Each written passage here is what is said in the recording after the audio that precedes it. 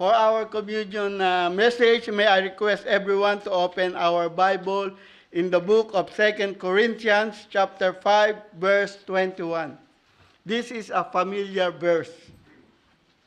And it reads, "For he hath made him to be sin for us, who knew no sin, that we might be made the righteousness of God in him." Let's pray. Dear Heavenly Father, again, thank you for the privilege to share your word. Thank you for this remembrance moment, remembering what your Son Jesus did for our salvation. We pray to guide us as we study your word, and that your name be lifted up and be glorified. And we trust this in Jesus' name. Amen. The title of the message is The Great Exchange, or When the Substitute Became the Substitution for Our Salvation. Every time we come to the Lord's table, we are invited to remember not only that Jesus died, but how he died and why he died. But today, we are going to remember the most shocking exchange in the universe. I'm not talking about the great stock exchange of Warren Buffett, but about the great exchange of the sinless one who became what he never was, so you could become what you never could. For the verse says, "For he hath made him to be sin for us, who knew no sin, that we might be made the righteousness of God in him." This verse captures the entire theology of atonement in one sentence.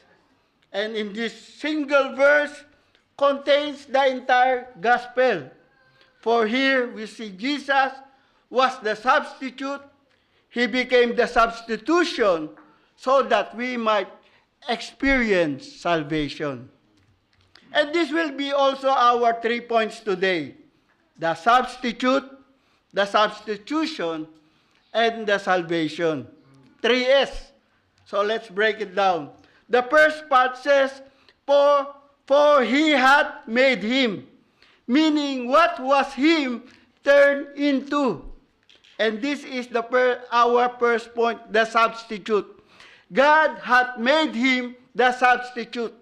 For a substitute is someone who stands in place of another. In the Old Testament, substitutes were common. A ram in place of a son when Isaac was offered by Abraham, a lamb in place of the sinner during temple days, a goat in place of the nation during Yom Kippur or the Day of Atonement. And in the New Testament, Jesus is our substitute. For he himself is the one who took the place or the position we deserve. We deserve judgment, Jesus took it. We deserve death, he tasted it. We were guilty, he was innocent. Amen. For he became what he hated, and it's the sin. So we could receive what we never earned.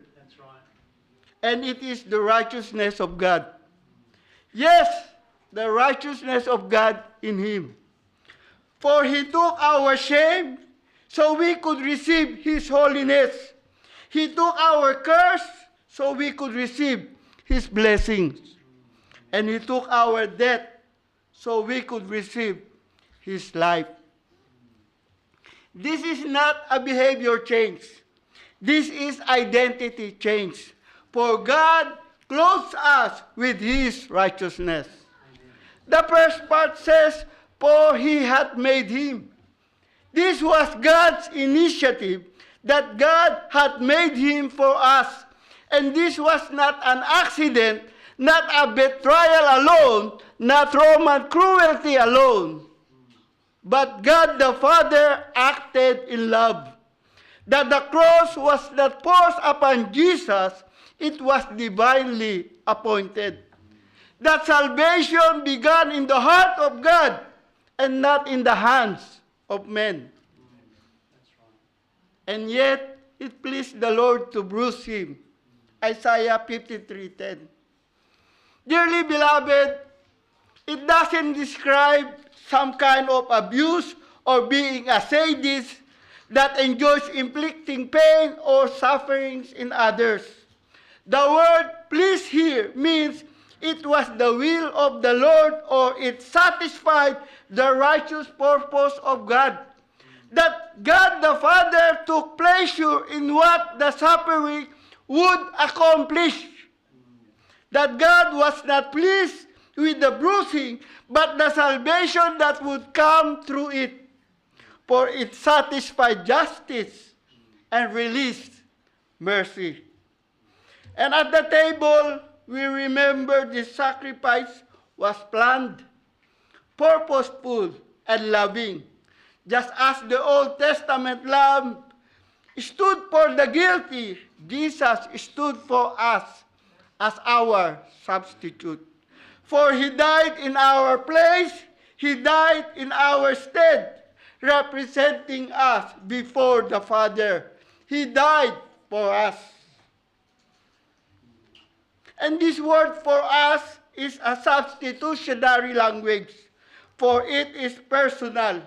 For he had you in mind means with a specific people in mind. For God did not look at a nameless crowd. He looked at individual sinners. He died knowing your name, your sins, your failures, and your story. As Paul took it personal in Galatians 2:20, for the Son of God loved me and gave himself for me. It is deeply personal. It also intentional, for it was a deliberate exchange, or did it on purpose. Means this was not a tragic mistake. That Jesus was not overpowered, for he himself willingly stepped in. That our sin placed on him, and his righteousness credited to us. That's why in communion reflection, at the Lord's table, this is a personal reflection, because the word he died for us becomes he died for me. The word he died for us becomes he died for my sins. And the word he died for us becomes he died for my salvation. And when you take the bread, remember that Jesus' body was broken as our substitute. For God hath made him to be a substitute for us. The second part is to be sin for us who knew no sin. Here we can see our second point, the substitution. A substitute only stands in your place. But a substitution is the act of taking your place. It is the event or action when one life is exchanged for another, or takes your penalty and bears it fully. And at Calvary, there the great exchange or the substitution took place, when the innocent took the place of the guilty, when the righteous was treated as unrighteous. For he did not die for his own sin, but for our sins. Jesus absorbed our guilt. He became the curse, as Galatians 3:13 says, being made a curse for us. He became the punishment we deserve. He bore our sin completely, once and for all. To be sin for us, not being a sinner, but being our sin bearer, he became the carrier of our sins.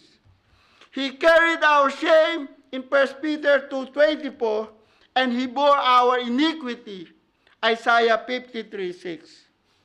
He who knew no sin, for Jesus never became a sinner. in his nature or character.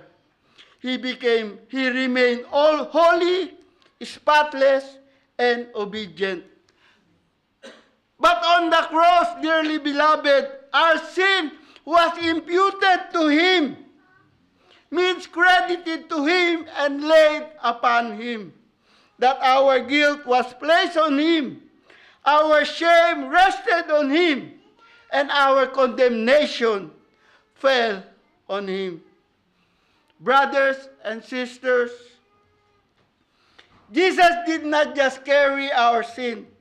He was treated as if he were sin itself.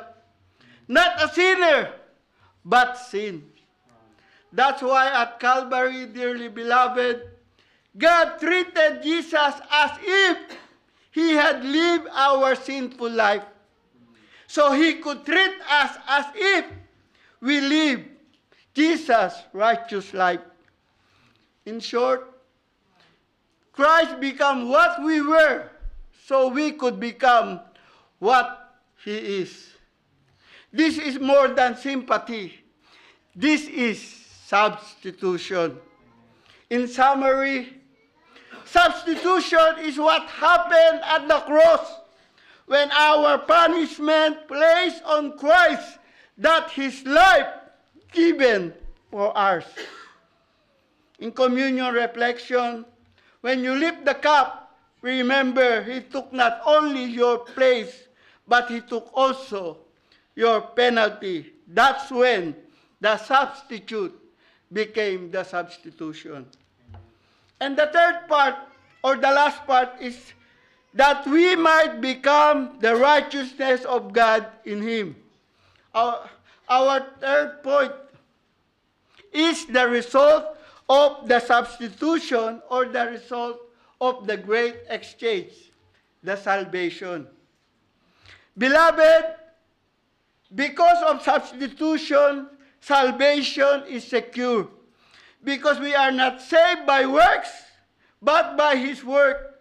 Not by striving, but believing on him by faith. Not by our righteousness, but by his righteousness. That's why at the table we don't earn grace. We celebrate grace. For the cross is more than forgiveness. It is a transformation. For it doesn't end only with forgiveness. It ends with identity. Because the guilty became righteous and the old became new. For his cross did not only remove sin, it imparted righteousness. Means that our guilt was transferred to Christ and his righteousness was transferred to us. For our benefit, for it restores our standing, it restores our identity, and it restores our relationship with God. Jesus gained nothing from the cross, and we gain everything.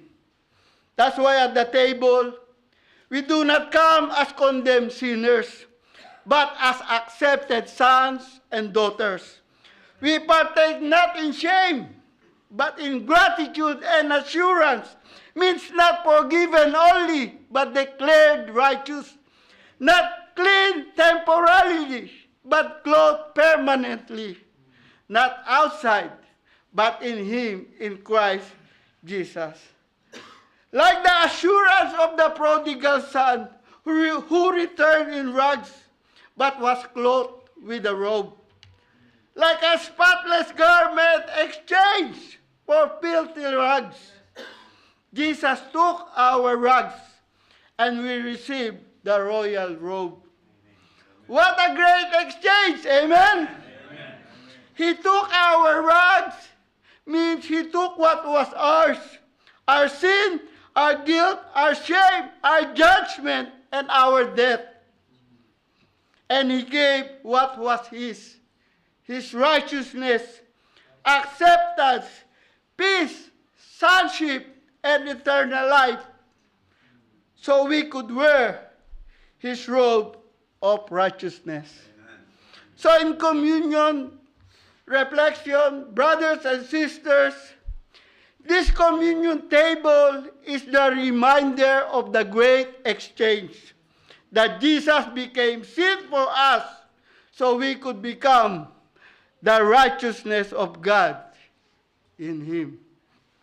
In conclusion, every time we partake this bread and every time we take the bread and cup, we are declaring the greatest truth in all of the scriptures. Jesus did not only stand in your place, He took your penalty. Means He is not only as our substitute, He also became our substitution. For He did not only replace you, He redeemed you. He did not only cover your sin, He became the sin offering for you. This is the table of the great exchange. This is the cup of the new covenant. This is the bread and blood of the one who became sin so we could become righteous. Do this in remembrance of Him. Not just remembering the pain, but rejoicing in the great exchange. And that's when the substitute became the substitution for our salvation. Amen.